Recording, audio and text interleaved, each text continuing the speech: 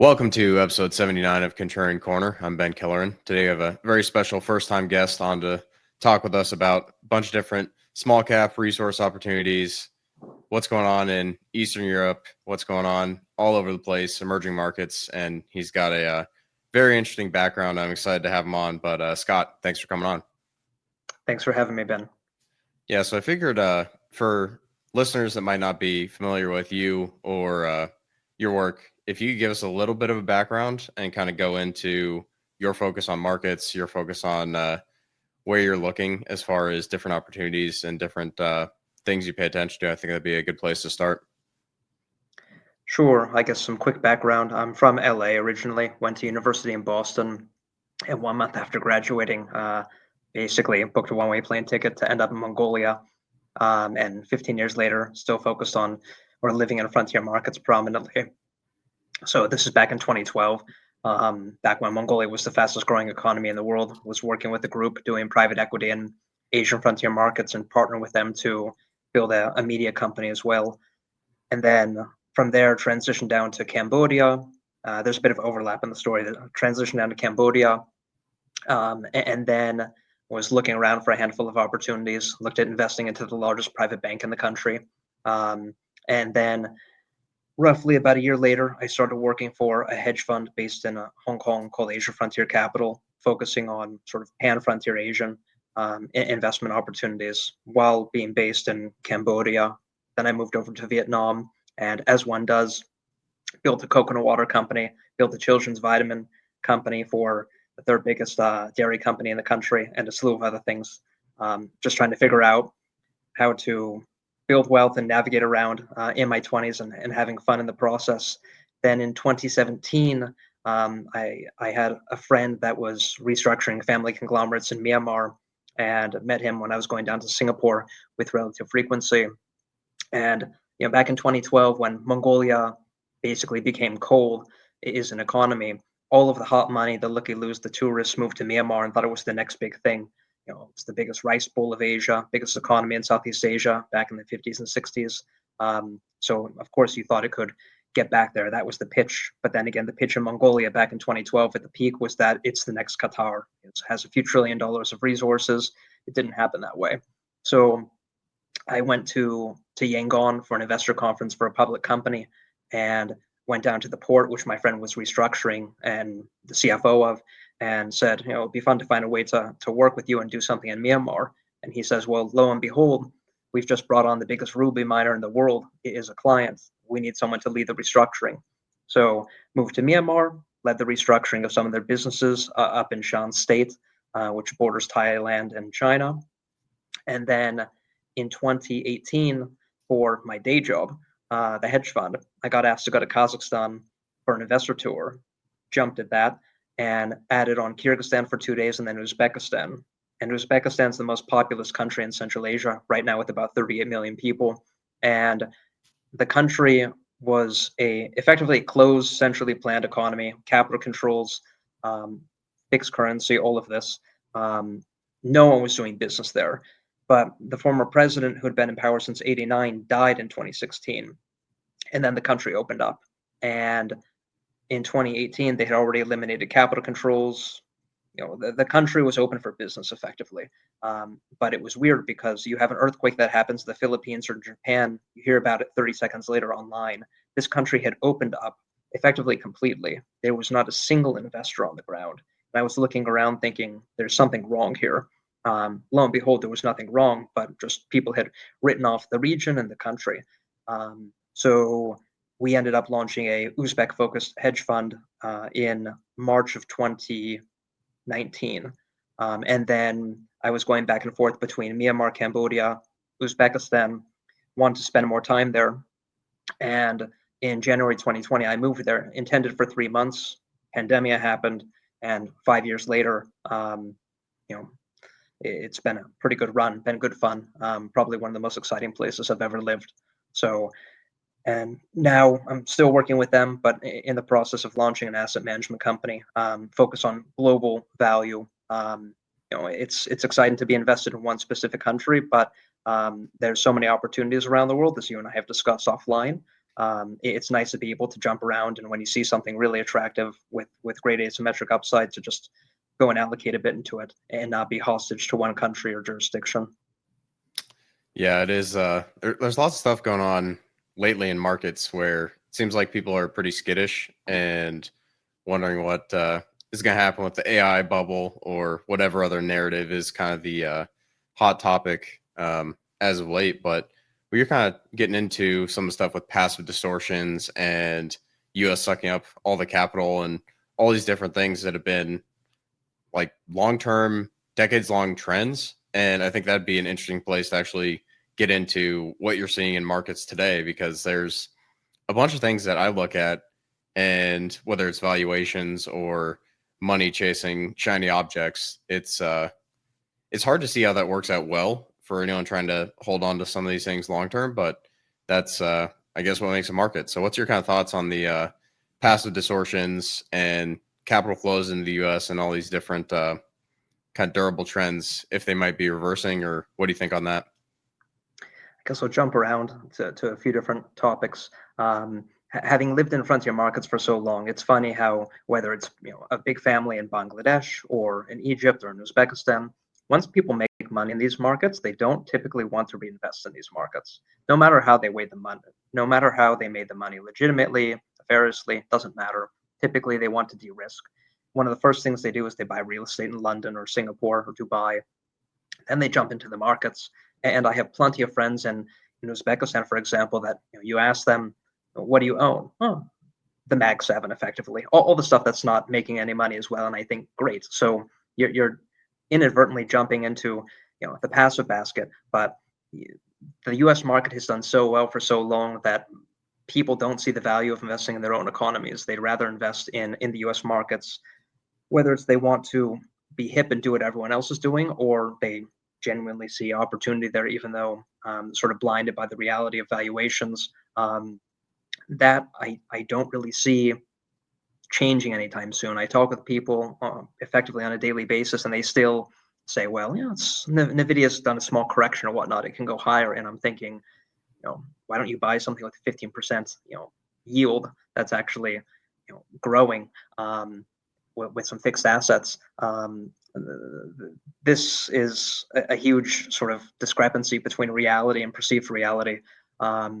And then, as you mentioned, with the U.S. sucking up capital, it feels like, having experienced the end of the 2000s commodity bull run, and then getting into sort of the emerging market boom, if you will. It was interesting when I sort of started my career seeing the Standard Charters of the world pulling up their flags, because in the 2000s the goal was you want to have an office in every country possible. Then they realized these are not profitable operations, so they shut down. And since, you've just seen capital flood into the States. But you look at where the growth is, and the growth, in my biased opinion, is largely Asia, but let's say Africa as well, to a degree South America.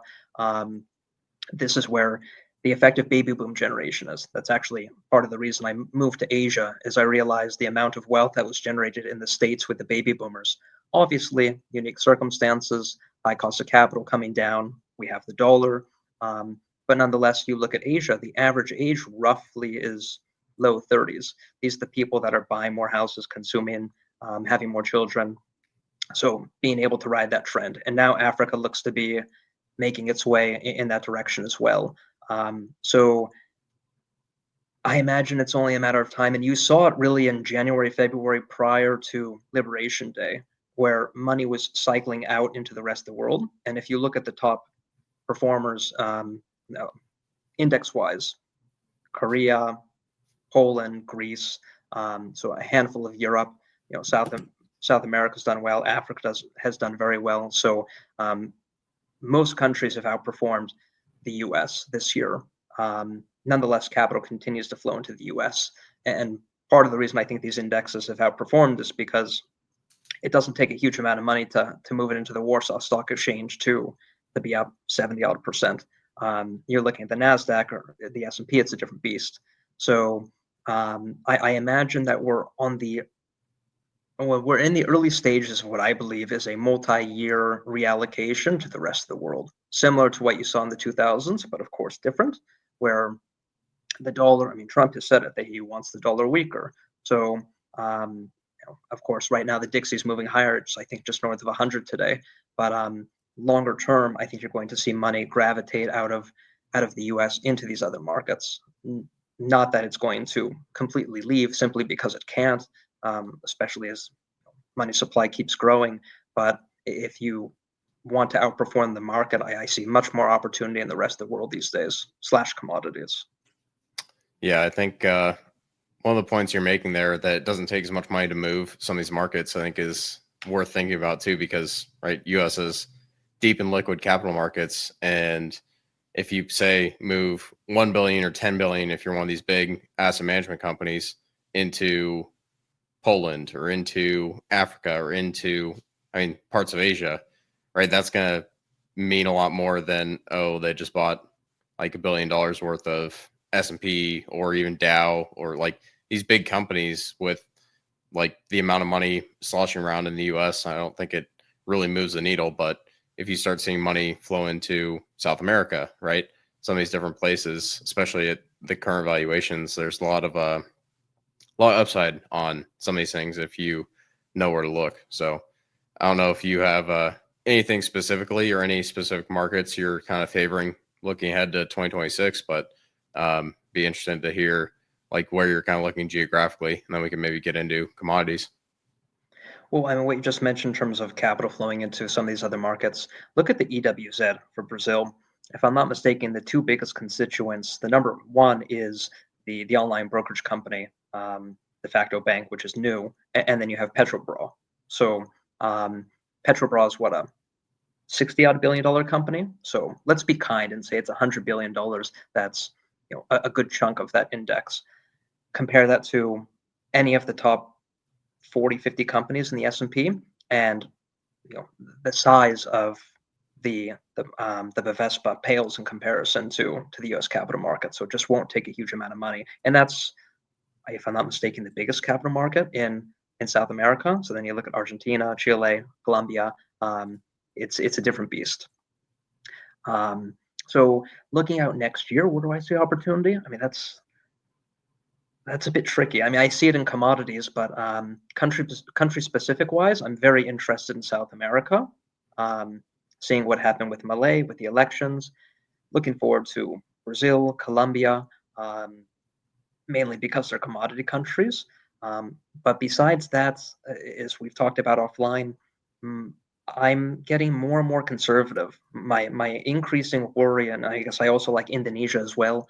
But increasingly, my worry is that the market is just so overbought, and anything that, let's say, you can touch with interactive brokers, which is most things nowadays. And this is what I like about some bespoke opportunities in capital markets or in frontier markets, where you have to still go direct and open a local brokerage account, is that the indiscriminate selling, which if you look at yesterday, when correlations de facto go to 1 and everything gets sold, and then you think, well, looking at offshore oil services, which I have a decent position in, they get hit for absolutely no reason, and things will get pushed down if we have a big global sell-off.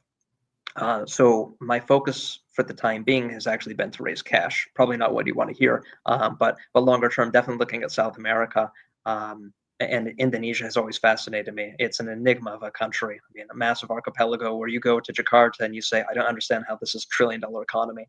But I'm increasingly cautious about the global economy, at least in the near term, just to get a nice reset and whacking of the market, and whether that's a 5% correction, which is nothing, or proper 30% correction, if we're allowed to even get down there, to then really look to scoop up some names.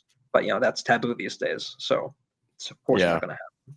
I mean, it is interesting to see day like yesterday, where it's like you said, correlations go to 1, and you have certain things where, okay, everything's getting chucked. But one of the things that I've started to pay attention to, not that I want to buy it, but kind of as a liquidity speedometer, I guess is the way to put it, is Bitcoin and like something like MicroStrategy, where it's like, okay, like I'll see what's going on there. And I think if you continue to see liquidity being sucked out of the system, at least near term, right? That's kind of what Bitcoin has been starting to price in. Not that I'm some expert on the topic, but if you kind of do see that route, then it's pretty reasonable to think we could have a little bit more downside in kind of broad markets. And if you do see that kind of happen in disorderly fashion, then like you said, it's going to hit some of the stuff that we both like and find attractive, even at current valuations. So might make sense to stay patient. But as far as like specific commodities, I don't know where you want to start, whether it's energy, offshore oil services, because I know we both find that very interesting over the next 3 to 5 years and potentially longer, or if there's another commodity you want to focus on, but totally up to you. Where do you want to start? Yeah, we can start with offshore. All right. I guess the leadoff question there is, with the way oil has been behaving, I guess, over the last year or two, right? You're not going to have I guess the way I put it is, like, owning offshore is effectively a levered expression on oil price, day rates, and you need like that positive rate of change in, or at least a semi-elevated oil price and day rates going higher for a lot of these stocks to start working. What's your kind of thoughts on how that sets up for the next year and a half, maybe even over the next 3 to 5 years? Well, I guess let's take a step back to 2020, 2021, when a lot of these offshore companies ripped higher. And then with Ukraine, they settled down after oil hit 130 odd dollars. I look at it as like a second chance to get in on the opportunity. What I like about offshore is that, yes, you need the capex cycle to advance, which projects were delayed.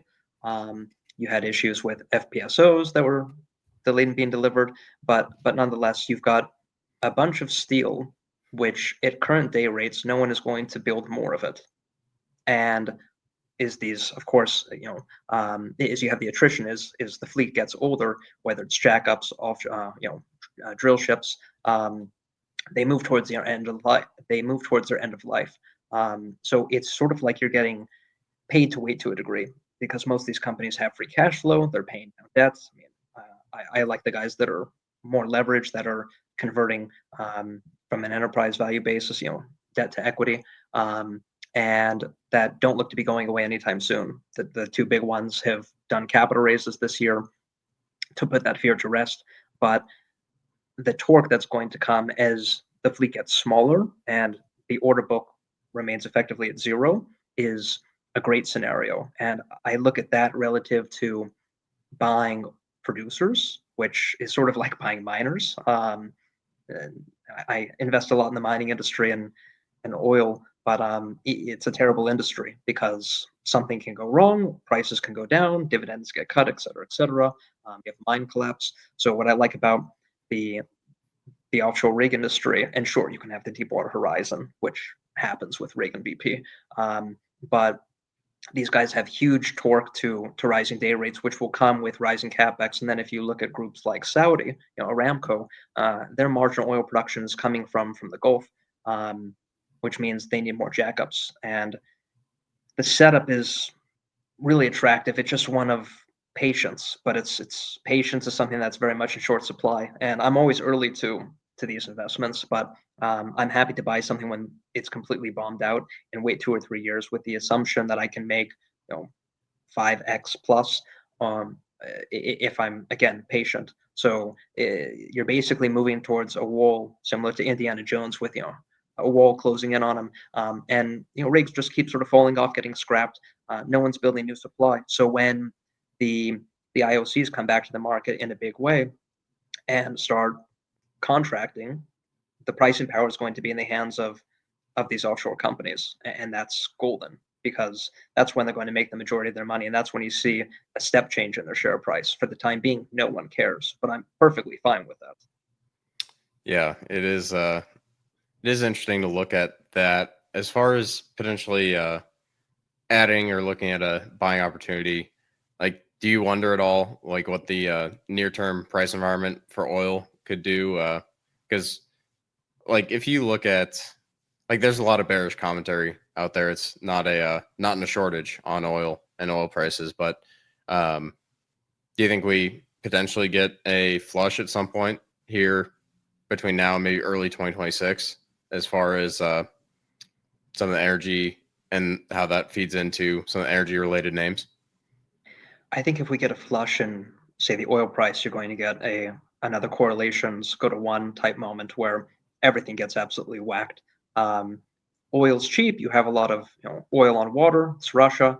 Um, uh, for me, the question is what happens in Venezuela, and that's all onshore oil, um, in I think the Orinoco Basin. So if there's an agreement there, and you start to see the IOCs come in and ramp up oil production, that would be unexpected. Um, but again, I'm a medium to longer term investor. So if oil prices got sold off and the service stock got sold off with, um, I'd look at that as a buying opportunity because if anything, lower oil prices means a lack of investment. And then if you get oil down to the 40s, for example, the shut-ins that are going to occur in, for example, the U.S. shale basins, let alone elsewhere, is not a bad situation because again, you look at the offshore service companies, they're not going bankrupt. A lot of them are relatively well contracted into next year, and that's a gift if you can get something that's already trading at 20 cents on the dollar for even cheaper. I have no worry buying more. Yeah, I think that's definitely a good way to look at it as far as maybe being patient if you're looking to add, but if you can hang on to them for longer, I think the setup is pretty interesting. So, as far as other commodities, other areas, I figure we just open it up from here. And actually, maybe we can start with precious metals from this point on. And that's obviously been an area of focus for a lot of people because gold and silver have been on a tear as of late. But do you have any thoughts on maybe the underlying metals first and if there are some opportunities in the miner space? I mean, of course, I think that we would both be in agreement that gold and silver are moving from the lower left to the upper right.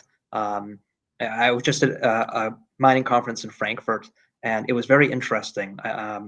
Firstly, in terms of due diligence, uh, like I said, with when talking with my friends in frontier markets that are buying Tesla, Nvidia, the stocks that you and I would never own.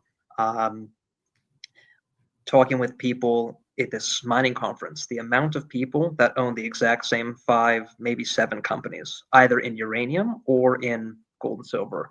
And some of them are decent, but it's funny when you can start to see where everyone's got the same idea from. And it shows that no one does any due diligence. Someone hears an idea, sees an idea on Twitter, jumps, buys it without doing any DD.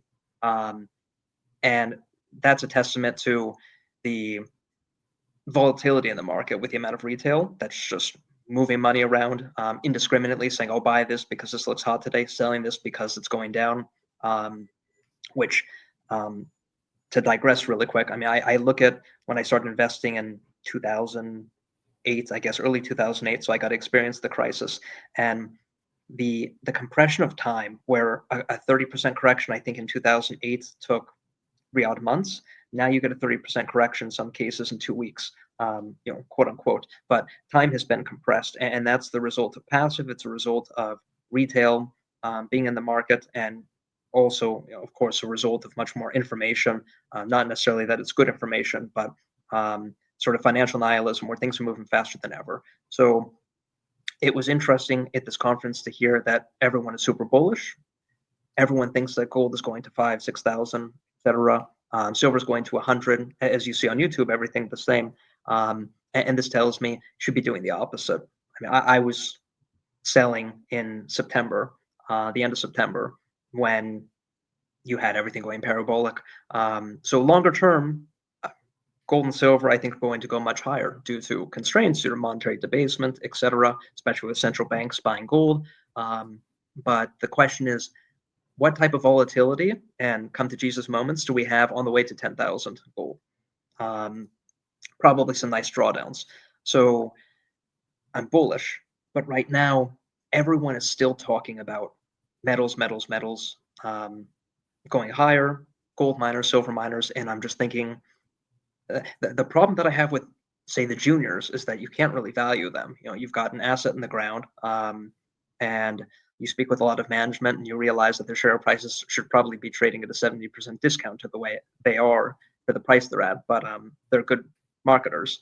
So you have an asset in the ground. They're going to be spending more money, diluting, and again, everyone is talking about gold, silver, the debasement trade. I actually posted something on Twitter today. I just posted the Dixie. I mean, it's rounding higher.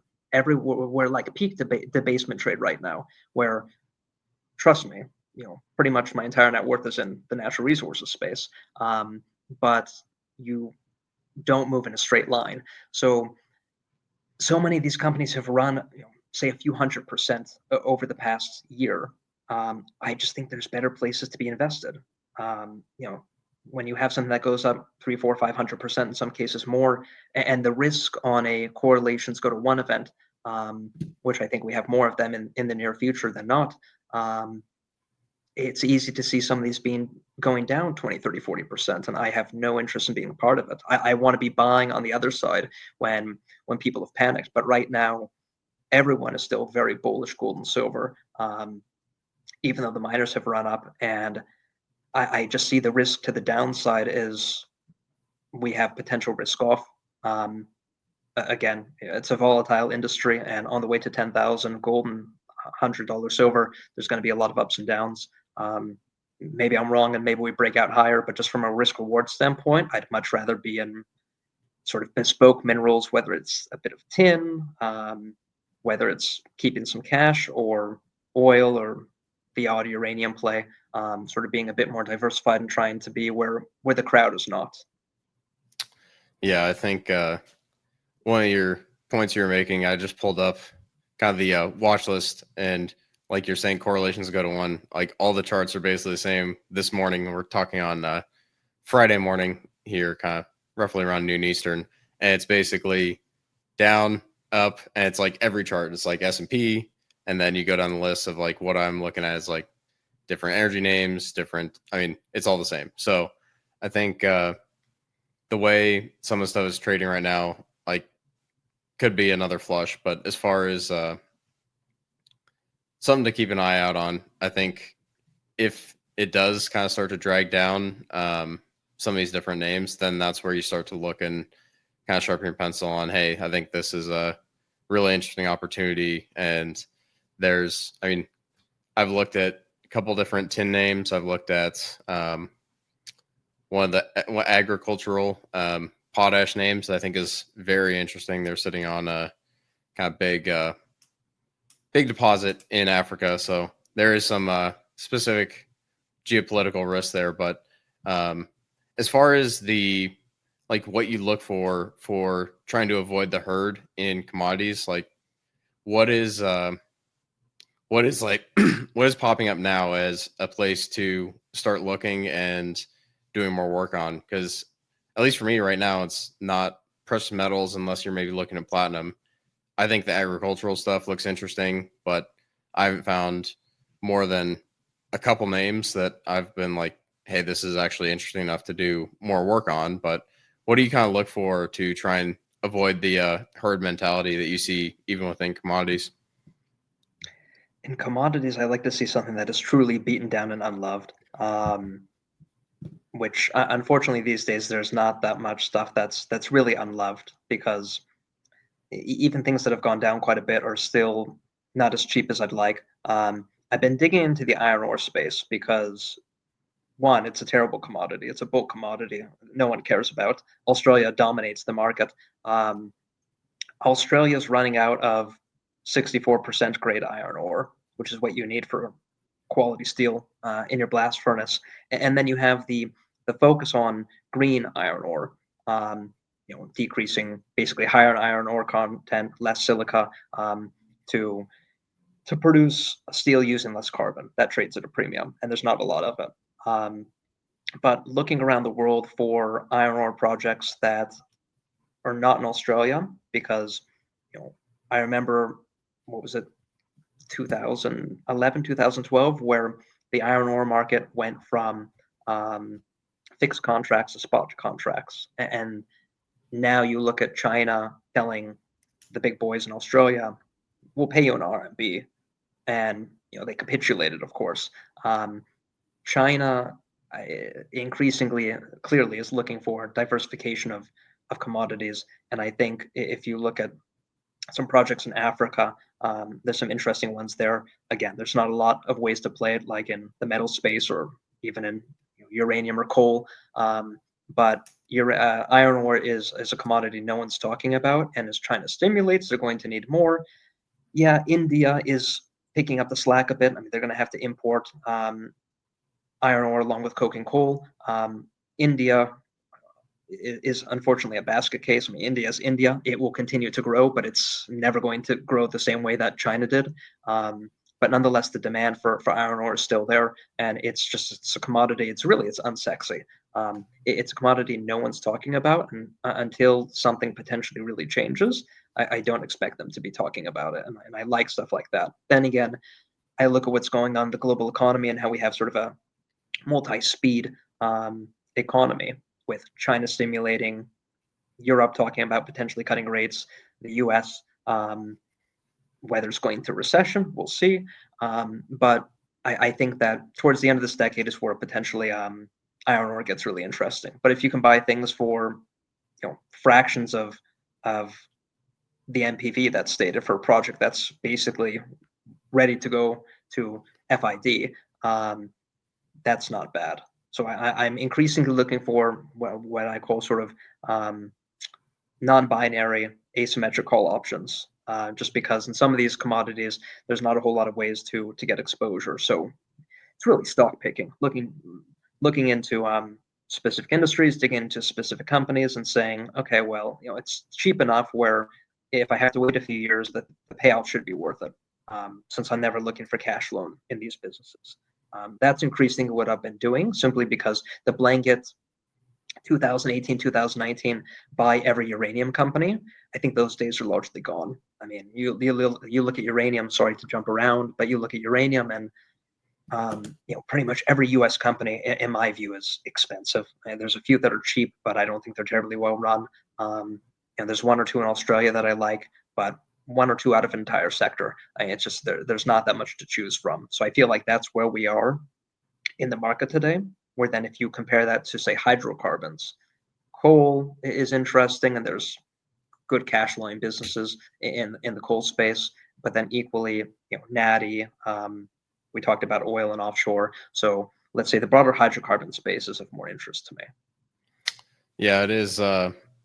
It's tough to kind of sift through like the number of different ideas, and part of this is like the stuff you see on social media and people talking about all these different names. But I guess one question that's kind of follow up to the iron ore and talk there is, like, I've been looking at shipping, and one of the things that's interesting for dry bulk specifically is that Simandou is coming online, and that's, I think, supposed to average 120 million tons a year of iron ore. And it's going to take some time to ramp, obviously, but they're expecting it to ramp up pretty quickly in 2026.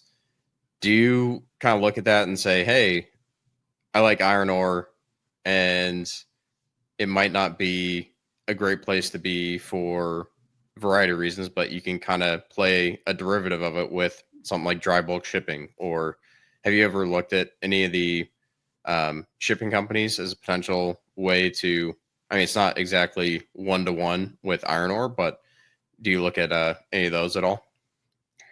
I gave up on shipping a long time ago. I put it into the too hard basket. I'm not as smart as you, Ben.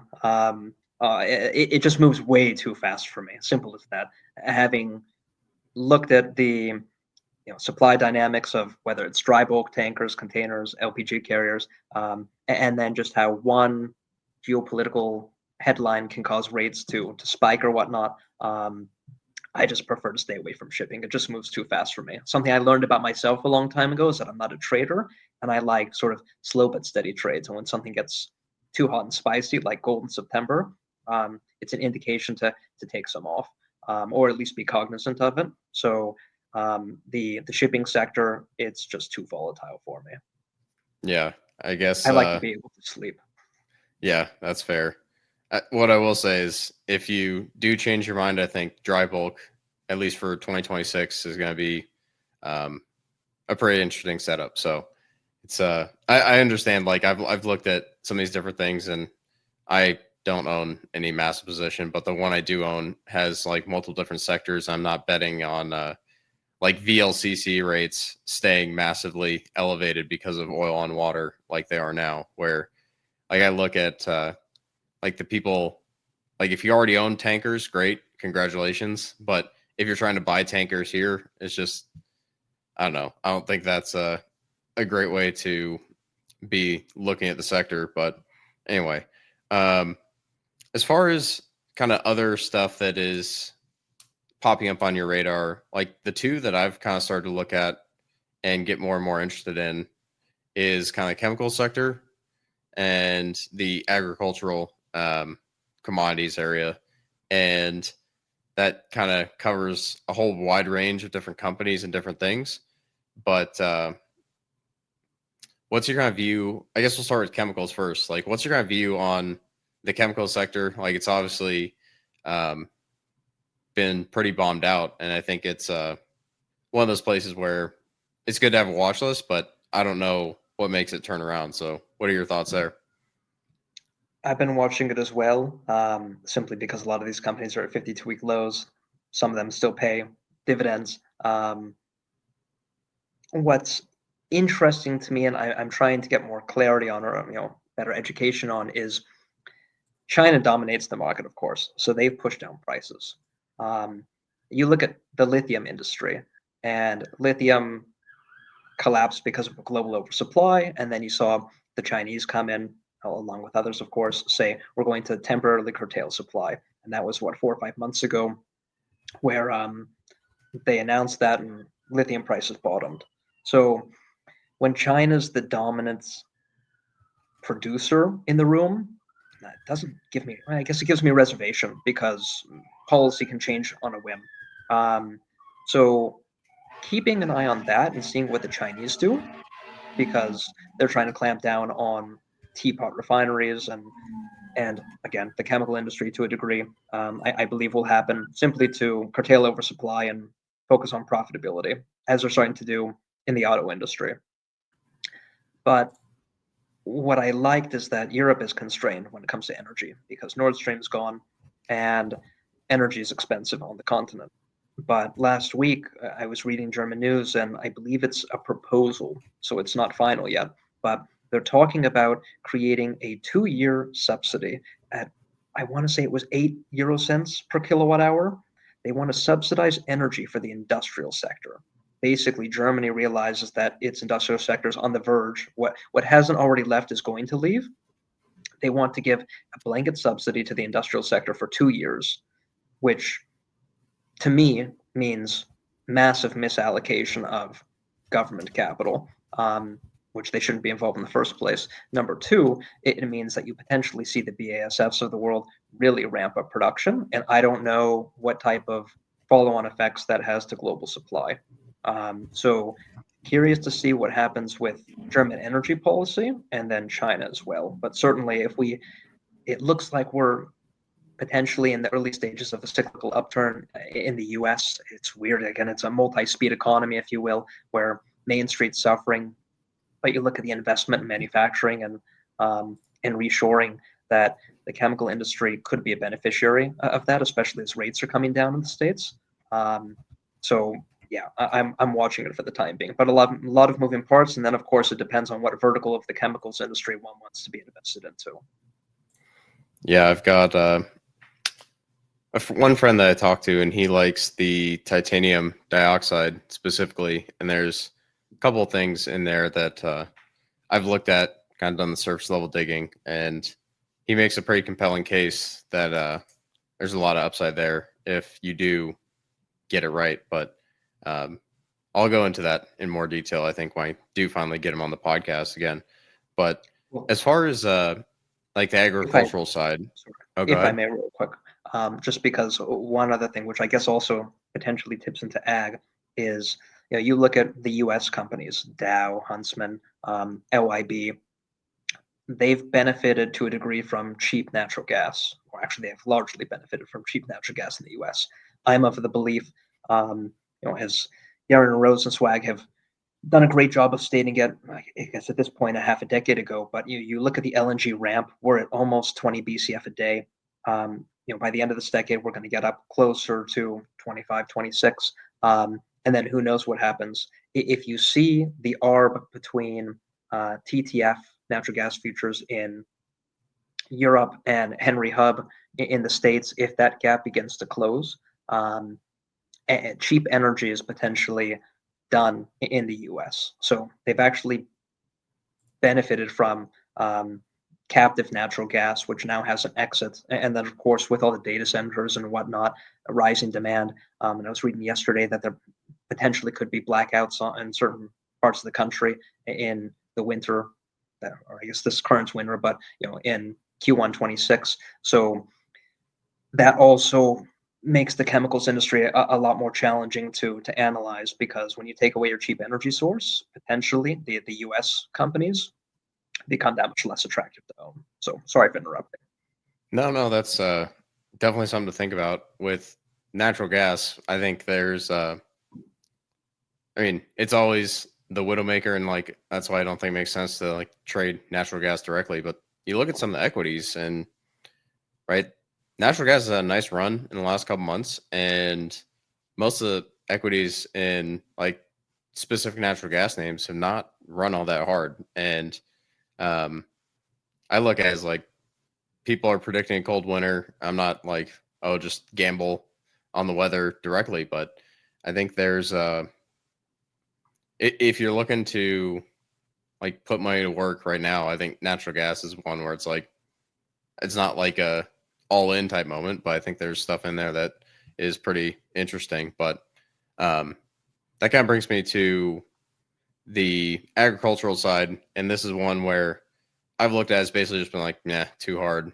And even if you do get it right, then how much upside is there in a lot of these names? I have been buying small bit of one recently, but do you have any thoughts on the agricultural commodities, whether it's potash or anything else, anything that you're maybe watching? Yeah, I mean, I was investing in the big three. What was it? Sorry, Agria, Mosaic, Potash, and then a bit of CF. In the 2000s. When I look at the potash industry, I forget the name of the cartel. Well, firstly, there's a Canadian cartel, which was Potash, Agrium, and Mosaic, which I think was it Mosaic, and Mosaic bought Agrium. So now there's the two of them, because a good chunk of global supply comes out of Canada. The balance comes out of Russia and Belarusia. I don't know if Russian and Belarusian potash have been sanctioned at all, and you can't deal in them. But that would take, I guess they probably haven't at this point. But if there was anything to interrupt their supply to the global market, that would significantly impact prices. And then when I look at the other fertilizers, what is it, urea and ammonia, their feedstock typically is natural gas. So I'm very heavily positioned with my capital of the belief that we're in a global energy shortage. Again, volatile, but nonetheless, that's where we are and that's where we're heading. So cheap gas is great for urea and ammonia, especially in the US, but I believe those days are coming to a close. So that means the cost of capital, arguably this is not terrible, because if your profit margin is 20%, let's say, and your cost of production goes up and you have pricing power, which in certain parts of the cycle you do as a fertilizer producer, then if the cost of energy goes up, then you'll be doing very well, and that'll trickle into potentially to crop prices. So not an area that I'm terribly well versed in these days. I don't keep up on it too much, but based on what I've looked at in the past, for potash, it's definitely a Canadian US thing. I'm sorry, it's Canadian Russian Belarusian thing. And then for urea and ammonia, those can be produced more locally as long as you have a good feedstock, which is cheap natural gas. Yeah, it is. It is tough to like kind of get into the weeds on that and try and figure out, okay, is this going to be like turn of the cycle? Like you look at what happened in 2022 and the whole Russia Ukraine thing, that obviously was kind of the peak for that subsector. But now you start to see signs of life in some of the agricultural names. I think is kind of interesting because they're not particularly expensive, but it's kind of the same thing as chemicals where it's like, okay, what makes them actually work over the next several years? And is it actually something worth owning? But as far as any other areas, opportunities, commodities, like what else is on your radar? We always obviously kind of talked about potential for market correction, potential for issues that where you have correlations go to one, but what else are you paying attention to as we start to close out 2025, maybe looking ahead to 2026? I mean, as I mentioned when we started, I'm super interested in emerging markets, largely because is the dollar is in the early stages of a period of very likely secular decline, whether we have a a new Plaza Accord or monetary regime to be determined with the change of Fed chair next year. But with the weaker dollar, the pretty much every frontier and emerging market their imports are commodities which are all denominated in USD. If the dollar goes down, their budgets get a big break from cheaper commodities, and that'll stimulate global growth. That's what you saw to a degree this year, especially earlier in the year. So I'm very focused on South America, depending on elections, but I guess leading up to the elections in Brazil and Colombia, and then looking at bigger markets like Indonesia, China. I have some friends that were just in China, and I was asking them, the market's turning around. It's done well the past year or so. But is there anything that you would really like to buy that's really cheap? And I sort of got crickets. The best response I got, which based on what I was told, I mean, sounds like an amazing company, was Tencent. The innovation that they're doing is phenomenal. The problem is that is Tencent sort of like one of the Mag 7 where it goes up, 3, 4, 5 times over the next decade? Probably, but I think there are a lot better investments elsewhere. So Indonesia is very interesting. Been looking at Malaysia. Thailand is completely bombed out due to their change of government earlier this year. And then you've got sort of Singapore and Hong Kong. You have a handful of just interesting companies, whether it's oil service companies, commodity companies, companies that are doing business in some of these other markets, like the Jardine Group has investments all around the region. But looking for something that's cheap enough that should benefit from the weaker dollar trade, which again is sort of going through a silent bull market, which no one's paying attention to. This is what I'm trying to increasingly focus on, is where other people aren't. And I guess that's a double-edged sword because I'm willing to take the pain trade of being early, and then I typically get out before things get really crazy. But again, the focus is still very much on the States, and capital continues to flow in. Is over the next handful of years as that begins to accelerate and reverse, and money moves into the rest of the world. I want to be investing where growth is. Sure, population rates are declining. The rate of change. China, Vietnam. Vietnam, I think, is actually supposed to become an older country faster than China. So things you don't normally think about.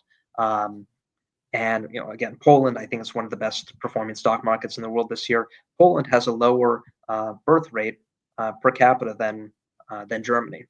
So, of course, there's issues, but again, I think the rest of the world is the place to be, and there's a lot of value. But I don't want to fight, near-term panic, which sees people rush into treasuries again, the dollar again, coming out of this again, like we saw up until Liberation Day, where money rotated to the rest of the world.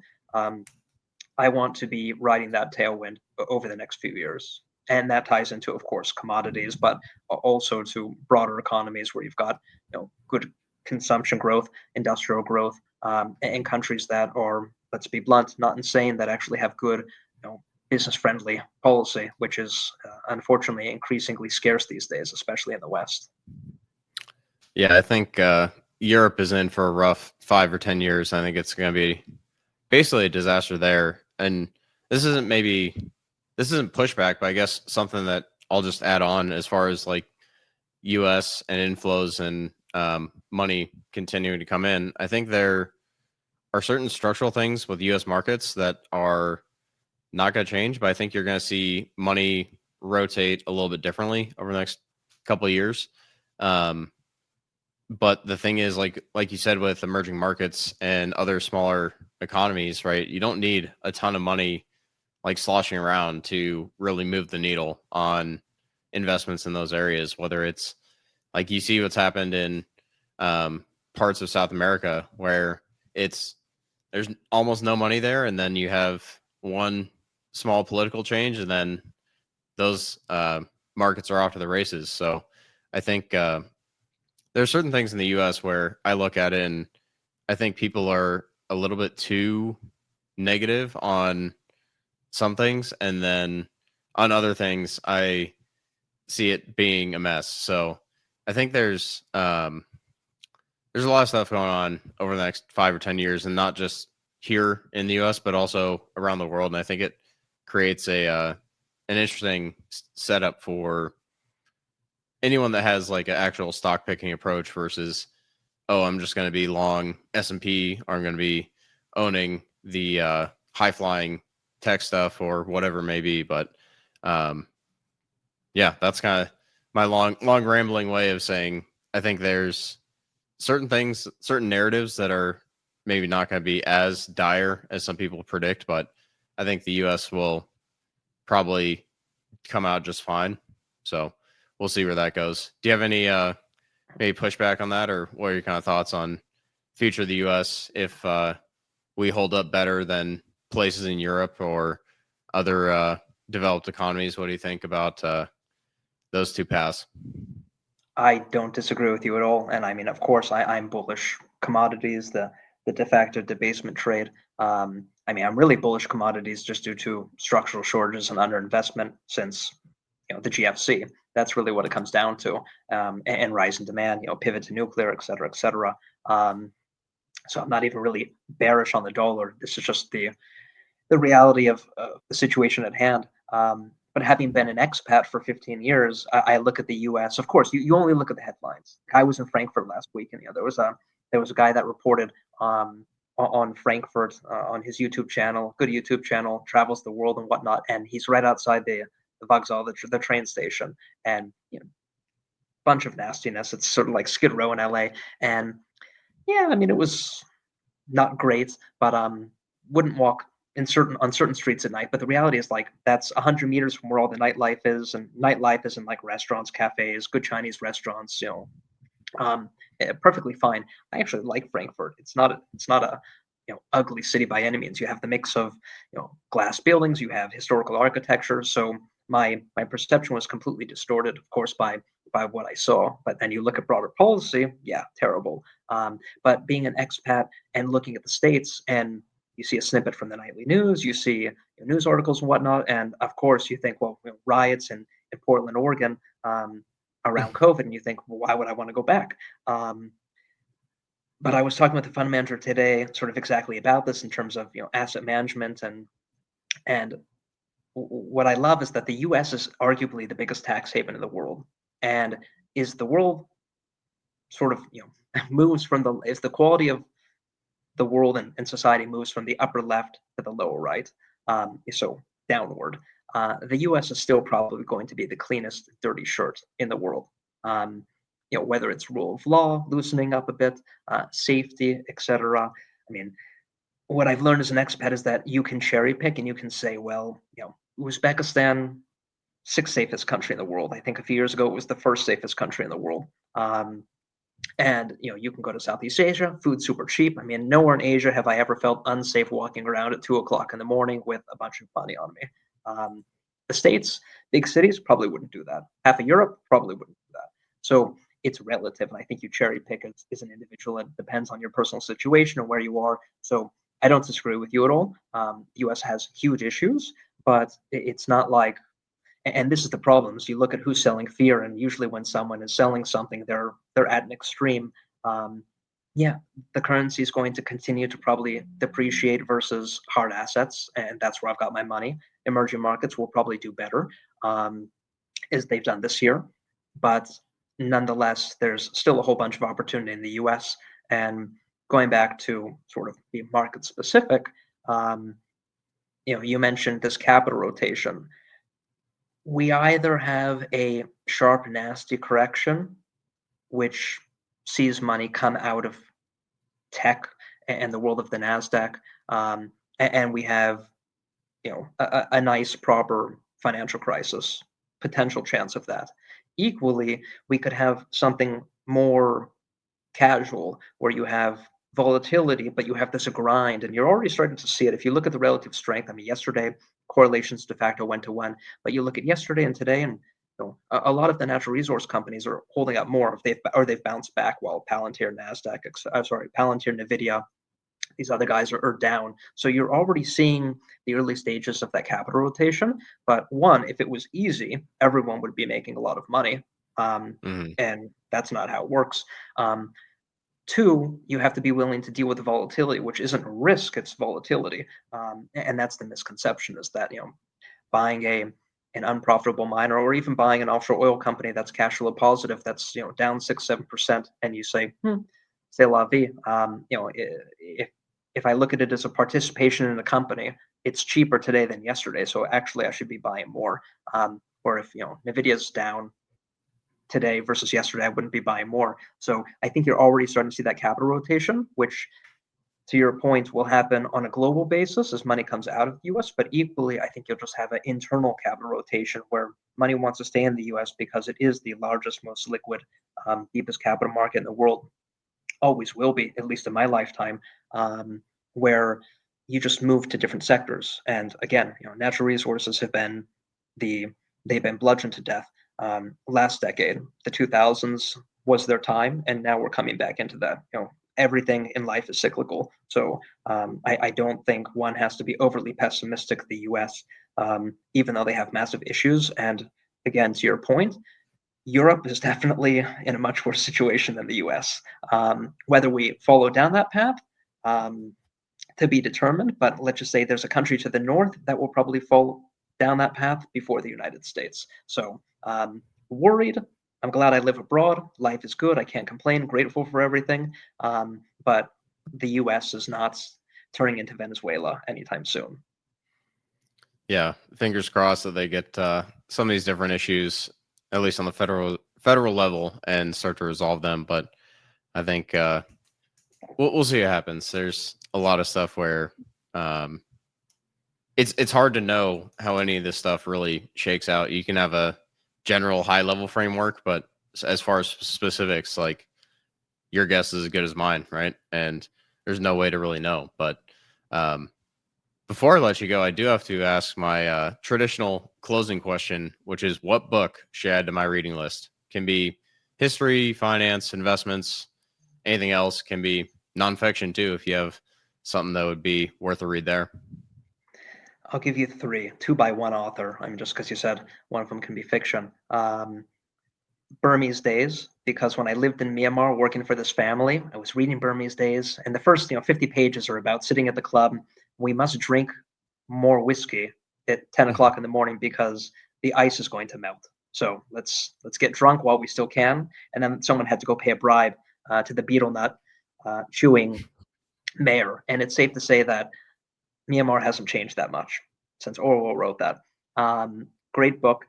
The other two are by a gentleman named Joe Studwell. One of them is called How Asia Works, and the other one is called Asian Godfathers. Asian Godfathers is about the tycoons, the rent seekers from Hong Kong down to Southeast Asia. If anyone is ever interested in living there, doing business there, it's great to understand um, how they operate and how much of the economy is they control. His other book, How Asia Works, is the difference between the East Asian growth story and the Southeast Asian growth story. And to give you a very easy example, is name a Fortune 500 company out of Japan, Korea, Taiwan. You've got Hyundai, LG, Samsung, et cetera, et cetera. Name one from Southeast Asia. Besides maybe CP Group, which is one of the biggest agricultural conglomerates in the world based out of Thailand, which is a family business, there isn't one. And that's, he argues, because of the focus on rent seeking, where in East Asia, the focus was on, in the early days, you nationalized the banks, you redistributed land, and then you focused on giving loans to companies that were manufacturing. And you said, well, after 3 years, 10% of your product needs to be exported. After 5 years, 40% or 50% has to be exported. And if you don't reach those milestones, cut to your financing, goodbye. We'll pull it from you. So you look at the innovation that happened in East Asia versus Southeast Asia, where Malaysia has an auto industry. No one ever hears about it because it's Malaysia. There's a very big dichotomy when you travel between East Asian countries and Southeast Asian countries. And these two books written by Joe Studwell, I just think are great and timeless because, technologically, the region's changing, but Southeast Asia will probably never change. There's just too much money to incent any type of change or to prevent any type of change. Well, I think that's one of the things that you start to notice as you look at different countries and cultures is that, yeah, the technology can change and certain things can develop, but at the end of the day, like, different groups of people behave differently and have different cultures and different priorities and different things that they emphasize. So it's certain things like that is even if people start showing up with smartphones and cars and motorcycles and whatever, some of those things just don't change on a dime and maybe don't change ever. So I think that's definitely a book that I'll have to check out, because I think it is an interesting topic as far as like how do some of these societies work and how do they work a little bit differently than what we see here in the US and all that. But yeah, I really do appreciate you coming on and taking the time. I think listeners will get a lot out of the kind of wide range of experiences you've had and kind of seeing the world, different markets and different opportunities. I think there's a lot of stuff to be wary of in some of these different sectors, but I think there's also a lot of opportunity as well. Thanks for having me on, Ben. Really appreciate it. Good chat. Yeah, no, it was definitely something we'll have to get you back on at some point in the near future, and we'll have to do a recap on if anything's changed, any new opportunities are popping up. But definitely looking forward to round 2. So I think with that, we'll be wrapping up. Thanks for stopping by, and we'll see you next time.